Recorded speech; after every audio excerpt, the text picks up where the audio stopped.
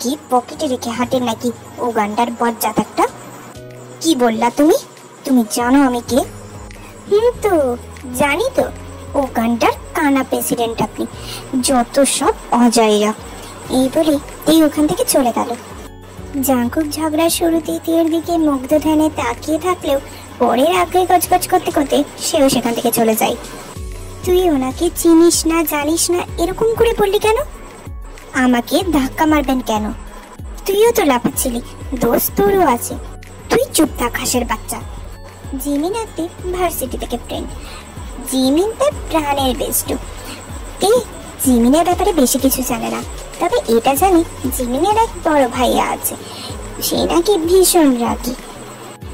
আর তার প্রাণের বেস্টু চলে যায় ক্লাসে। আজ নাকি ভার্সিটিতে নতুন বায়োলজি টিচার আসবে। আগের টাকলু বায়ো টিচার কিছু বোঝাতে পারেনি আমায়, গেছে বেঁচেছি। তুই এমনি বায়োতে কাঁচা, তাই বুঝিসনি।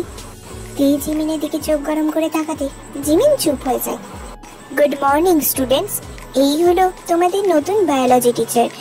এবার যেন ভালো রেজাল্ট দেখি, বিশেষ করে মিস তেইহং তোমার। জাংকুক চোখ সরু সরু করে তাকায় তের দিকে।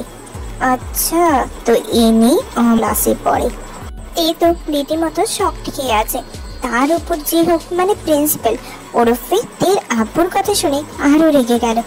মনে মনে বলে, আব্বু কোথায় কি বলতে হয় তাও জানে না। কি দরকার ছিল ওই টেবিলটার সামনে আমার নাম বলার?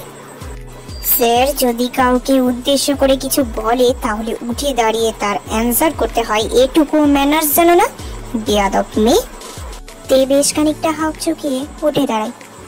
জি, মন দিয়ে পড়বো। যে হোক তো বেজায় খুশি হয় মনে মনে। একবার তো মনে মনে আওড়ে নিল, এই ছেলেই পারবে আমার মেয়েকে মানুষ করতে। জাংকুক, তুমি ক্লাস নাও, আমি আসি। স্টুডেন্টস, আজ আমরা প্রথম চ্যাপ্টারটাই পড়বো, পরের দিন সেই পড়াটাই জিজ্ঞেস করব। না পারলে কিন্তু শাস্তি আছে, সো আমার দেওয়া পড়া রেগুলারলি পড়ে আসবে। স্যার, প্রথম দিন আলাপ পরিচয় দিয়ে স্টার্ট করলে হতো না? পড়া যেদিন ধরবো সেদিন ভালো করে আলাপ করব, আবার যারা পড়া পারে না তাদের সাথে আমার আবার খাতিরই আলাদা। পরের দিন না হয় তোমাকে দিয়ে আলাপ খাতির শুরু করব। তেরে তুই শেষ। সে আর বলতে। তে বাড়ি ফিরে জাংকুকের এত এত পড়া মুখস্থ করতে বসেছে, এটা দেখে বাড়ির সবাই অবাকের শেষ সীমানা অতিক্রম করে ফেলেছে। হ্যাঁ গো, মেয়েকে জেনে বা ভূতে ভর করে নি তো? না না জিসু, নিশ্চিন্তে থাকতে পারো, এইসব জাংকুকের কাজ। মানে আমাদের কলেজে আসা নতুন বায়োলজি টিচার প্রথম আলাপেই বুঝেছি আমাদের মেয়েকে একেবারে ঠিক করতে পারবে। তাহলে তো ভালোই আব্বু। বিজনেসের সময় আমার সাথে ওর মাঝে মাঝে এক দুবার দেখাও হয়েছিল। ওর আব্বু অসুস্থ হলে ওই অ্যাটেন্ড করে সব মিটিং। সুগা, আমাকে জাংকুক সমস্ত ঘটনাই বলেছে। ও এখন বিজনেস জয়েন করতে চায় না, তাই জন্য আমাদের কলেজে এসেছে বায়োলজি টিচার হিসেবে। ডিনার করতে এসেও তে কারোর সাথে কোনো কথা বলেনি, কারণ তা নাকি তার আব্বুর ওপর রাগ কমেনি। শুধু খেয়ে উঠে চলে যাওয়ার সময় একবার বলেছে, মির্জাফর তুমি আব্বু।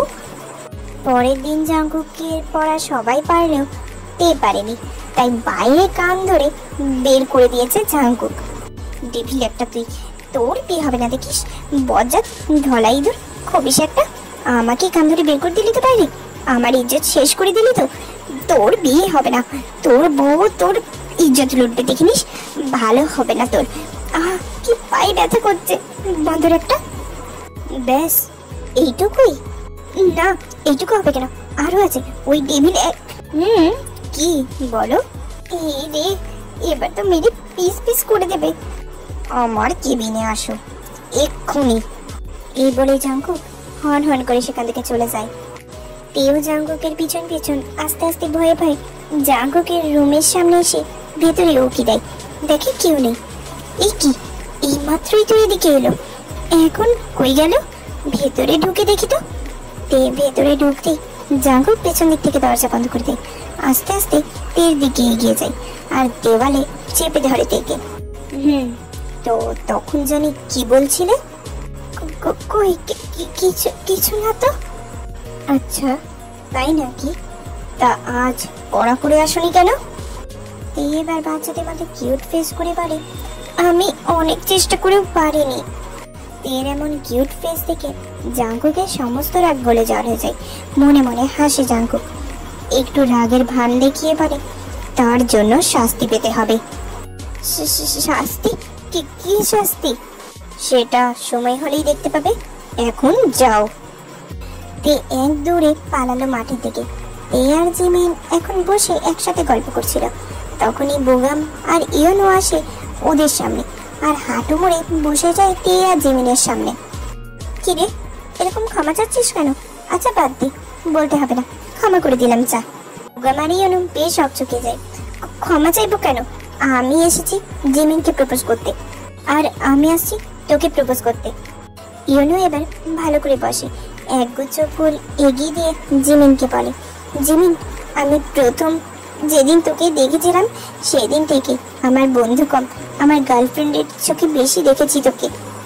বুগামো একইভাবে তের দিকে ফুল এগিয়ে দিয়ে বলে, তে, আমি তোকে সেই প্রথম দিন থেকে নিজের বউয়ের চোখে দেখে এসেছি। কিছু বল তো জিমিন, আর কতক্ষণ এভাবে পা মুড়ে বসে থাকবো? হ্যাঁ তে, কিছু তো বল, পায়ে খুব ব্যথা করছে। জিমিন, আমাকে একটা লাঠি দে, আর তে তুই আমাকে একটা কম্পাস দে এক্ষুনি। কেন রে, এইসব দিয়ে কি করবি তোরা? যে চোখ আমাকে গার্লফ্রেন্ড দেখে সেই চোখ রেখে আর কি হবে বল, পুনুর বাচ্চা। আর যে পা নিয়ে তুই আমার সামনে বসেছিস বেগুনের বাচ্চা, সেই পা আমি রাখবো ভেবেছিস?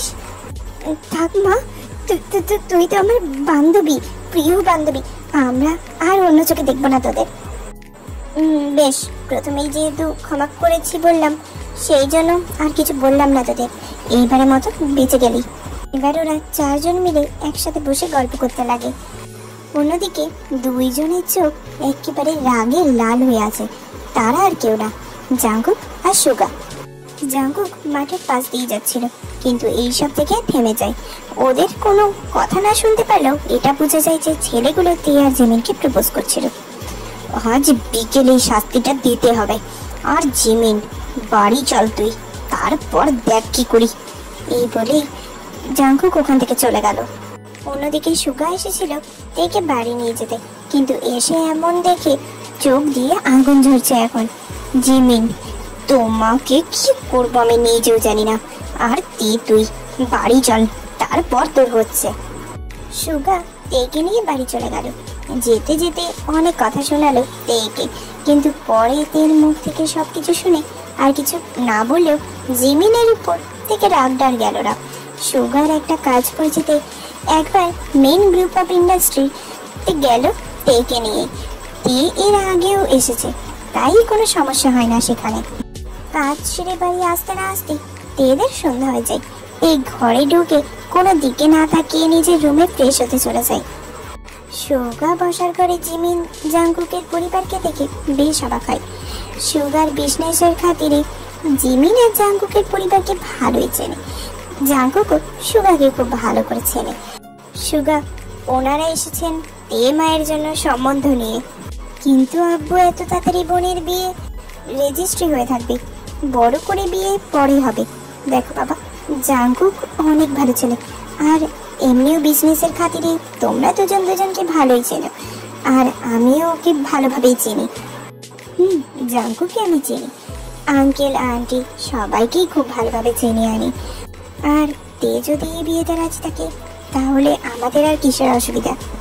যিশু সুগাকে ইশারা করতে সুগা যিশুর রুমে যায়, আর যিশু বাহানা দিয়ে সুগার সাথে কথা বলার জন্য নিজের রুমে চলে যায়। আঙ্কেল, আমি একটু তের সাথে আলাদাভাবে কথা বলতে চাই। এতদিন আমরা যখন জোর করছিলাম বিয়ে করার জন্য তখন খুব বলি বিয়ে করবো না, এখন আমাদের জোর করে টেনে আনলি বিয়েতে রাজি করাতে। এখন আবার তোর কিসের কথা? হ্যাঁ, তুই বিয়েতে রাজি, আবার কি কথা বলবি তুই? উফ আম্মু, তুমিও না, তের সাথে একটু প্রেম করতে মন চাচ্ছে। তোমাদের সমস্যা না থাকলে এখানেই করতে পারে। ওয়েট, তে আসুক তবে। বেয়াদব ছেলে কোথাকার, পুরো বাপের মতন হয়েছে। কেন, বাবা কি এমন করে নাকি? কি হলো বাবা? যাও তের রুমে, ওপরে গিয়ে ডান দিকের রুমটা ওর। মেয়ের কপালে কি আছে আল্লাহ মালুম। মেয়ের কপালে অনেক আদর আছে আম্মু। এই বলে জাঙ্কুক চলে যায় তের রুমে। বাবা, ফ্রেশ হয়ে এবার একটু ভালো লাগছে। ভাইয়া সেই কখন থেকে ঘুরিয়ে মারছে আমাকে। ভালো লাগছে, কিন্তু আমার যে ভালো লাগছে না।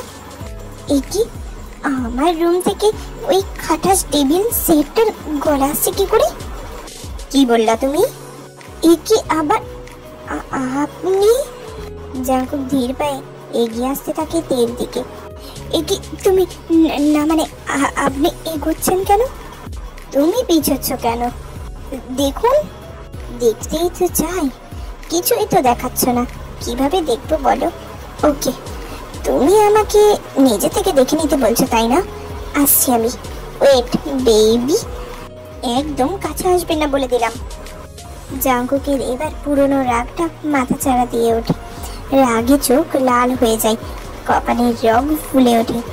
জাঙ্কুক থেকে দেওয়ালের সাথে চেপে ধরে। তোমার সাহস কি করে হলো কারোর প্রপোজাল একসেপ্ট করার? মানে? তে, আমাকে রাগিও না।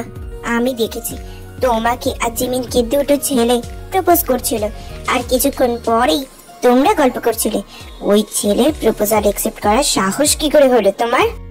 আর জিমিনকেও আমি পরে দেখে নেব, আগে তোমাকে শাস্তিটা দিয়ে নি। জিমিনকে পরে দেখে নেবেন মানে? জিমিন আমার আপন ছোট বোন, কলেজে গিয়ে প্রেম করা বের করছি আমি ওর, বুঝলে?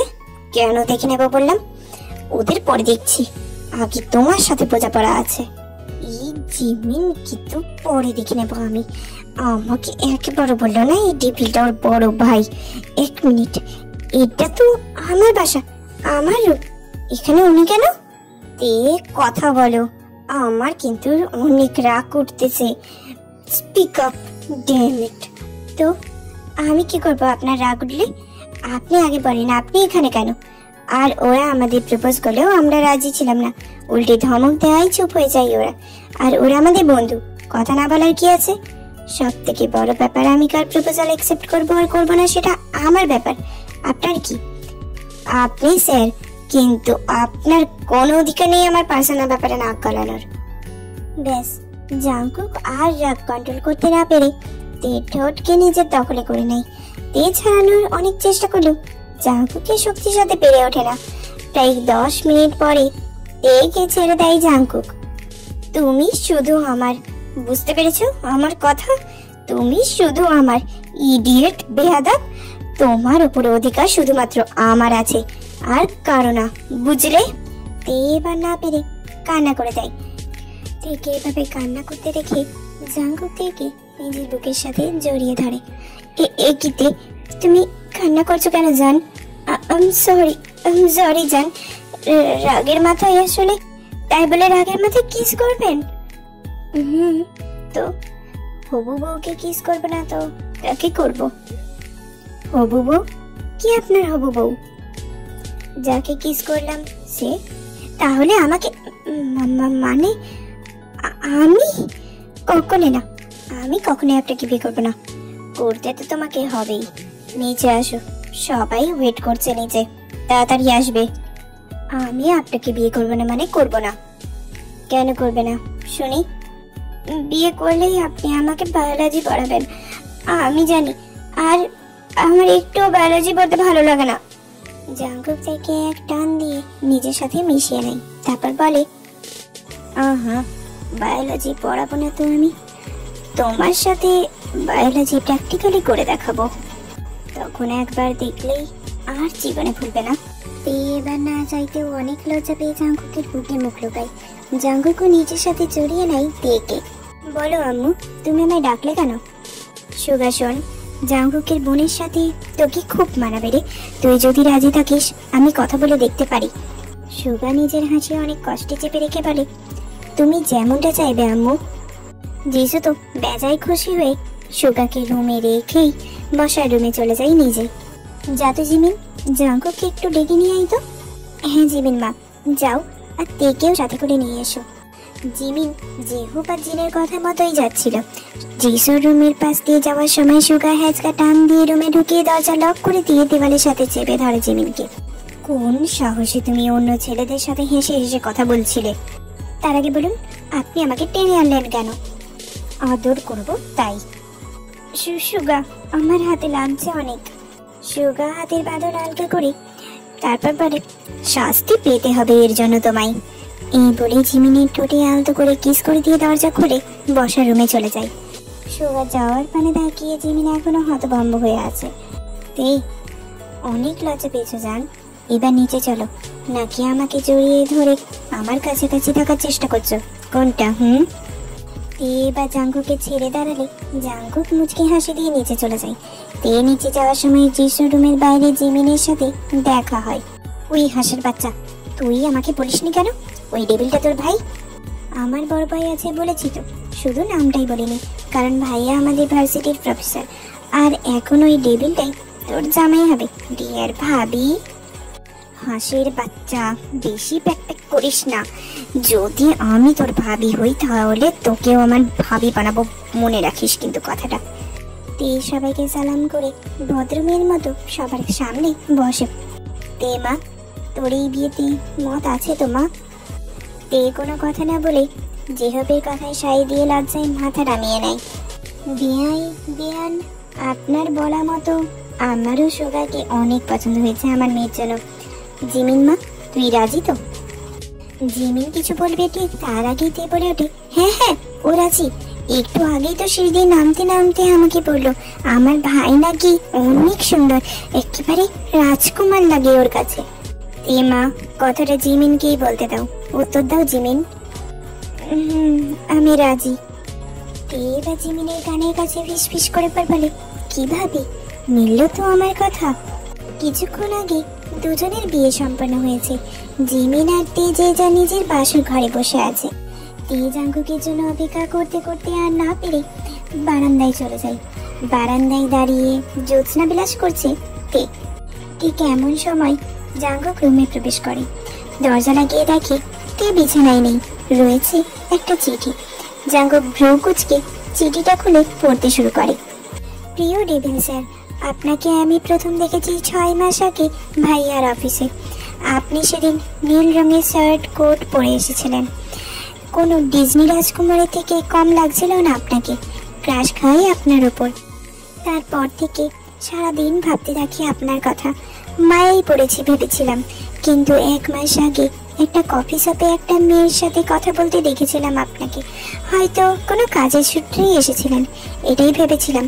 কিন্তু যখন ওই মেয়েটা আপনার হাত ধরেছিল আর আপনি কোনো বাধা দেননি, খুব রাগ হয় আর অনেক কান্নাও পাই। তাই সহ্য করতে না পেরে চলে আসি সেখান থেকে। সেই জন্য ভার্সিটির প্রথম দিন আপনাকে দেখে অনেক রাগ উঠেছিল, এত বেশি যে ধারণার বাইরে। সেই জন্যই আপনাকে অনেক কথা শোনাই। আপনি হয়তো এই কদিন ধরেই আমার মায়ায় পড়েছেন, হয়তো আমার প্রতি দুর্বলও হয়েছেন, কিন্তু আমি পড়েছি 6 মাস ধরে। 6 মাস ধরে আপনাকে অগাধ ভালোবেসেছি। ভালোবাসি কুকি, অনেক ভালোবাসি। আমায় বেশি না পারলেও একটু ভালোবাসা দিও। দেখো, তোমার জন্য প্রাণটাও উজাড় করে দেবো আমি। এতে তোমার দুষ্ট ছাত্রী তে। জাঙ্কুক চিঠিটা পড়ে মুচকি হাসি দিয়ে বারান্দায় চলে যায়। অন্যদিকে জিমিনের বাসাঘরে চলছে বিড়াল মারার যুদ্ধ। তোর সাহস কি করে হলো আমাকে সেদিন ঠোঁটে কিস করে? জিমিনা, এরকম করে না, ওটা তো আসলে মানে। কি জিমিনা? হ্যাঁ কি জিমিনা? একদম তোতলাবি না আর আমার কাছে আসবি না। ওই ওই এই হচ্ছিস কেন? হ্যাঁ তুই? জিমি সেদিন রাগের মাথায় হয়ে গিয়েছে। যেদিন আমাদের অফিসে গিয়েছিলি কাজের জন্য আর আমার সাথে দেখা হয়েছিল, সেদিন আমি তোকে বলিনি যে আমি তোকে ভালোবাসি? কি রে বল ধরা বিড়ালের বাচ্চা, সেদিন আমি তোকে বলিনি আমি তোকে ভালোবাসি? তাহলে এত রাগ আসে করতে ওইটুকু মাথায়? আজ আমি তোকে মেরেই ছাড়বো, বিড়ালের বাচ্চা কোথাকার। জিমিন, এইভাবে করতে থাকলে কিন্তু কালকে শিওর নিউজে এটাই দেখাবে যে বিড়াল মারার যুদ্ধে বাসর ঘরে স্বামীর নির্যাতন হয়েছে বউয়ের হাতে। ভালো হবে, আর সেই নিউজটা আমি ফেসবুক থেকে নিয়ে সবার আগে শেয়ার করবো, তুই দেখে নিস। জিমিনকে আর একটা কথাও বলতে না দিয়ে সুগা নিজের সাথে মিশিয়ে নেয় জিমিনকে।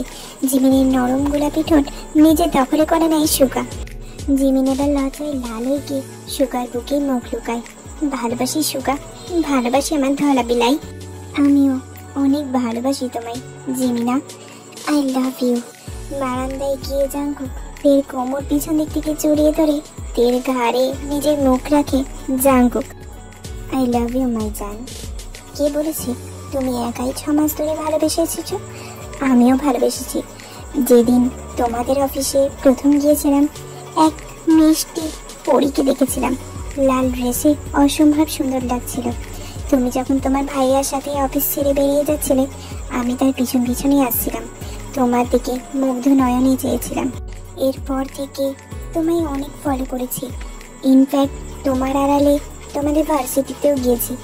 আর থাকতে না পেরে তোমাদের ভার্সিটিতেই প্রফেসর হিসেবে জয়েন করলাম, যাতে তোমায় প্রতিদিন দেখতে পাই। আর 1 মাস আগের কথা যদি বলো, সেই কফি শপে তোমাকে ঢুকতে বেরোতে সবসময় আমি লক্ষ্য করেছি। ওই মেয়ে আমার হাত ধরেছিল। তুমি যদি আর কিছুক্ষণ দাঁড়াতে, তাহলে বুঝতে পারতে। তোমার ধারণা ভুল। আমি ওকে অনুমতি দিইনি হাত ধরার। হাত হঠাৎ করে কোনো ক্লায়েন্ট যদি ধরে, তাহলে যেমন স্তব্ধ হয়ে যায়, আমিও হয়ে গেছিলাম।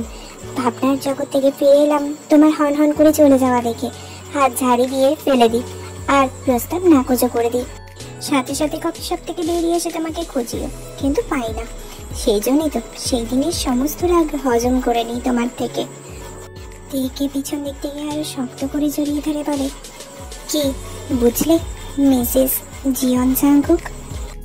তিনি নিজের করার ভুল বুঝতে পেরে জাঙ্কুকের দিকে ফিরে তাকিয়ে বলে, সরি জাঙ্কুক, আমার নিজের ভুল আমি বুঝতে পেরেছি। তবে হ্যাঁ, স্যার হিসেবে কিন্তু আমাকে বায়োলজি পড়ার জন্য জোর করবে না। মিসেস জিয়ন দেখি এত তাড়াতাড়ি ভুলে গেল। তা সেদিন কি বলেছিলাম মনে নেই? বায়োলজি তো এখন বোঝাবো প্র্যাকটিক্যালি। যে বায়োলজির ফলাফল হিসেবে এদিক থেকে বাবা, ওদিক থেকে বাবা, সেদিক থেকে বাবা ডাক শুনতে পাবো। একটা ফুটবল টিম বানাবো, কেমন? জাঙ্কুকের এমন লাগাম ছাড়া কথা শুনে তে জাঙ্কুকের বুকেতেই মুখ লোকায়। মনে আছে কুকি। তাহলে এখন বায়োলজি বোঝার পারমিশন দিচ্ছ তো তুমি?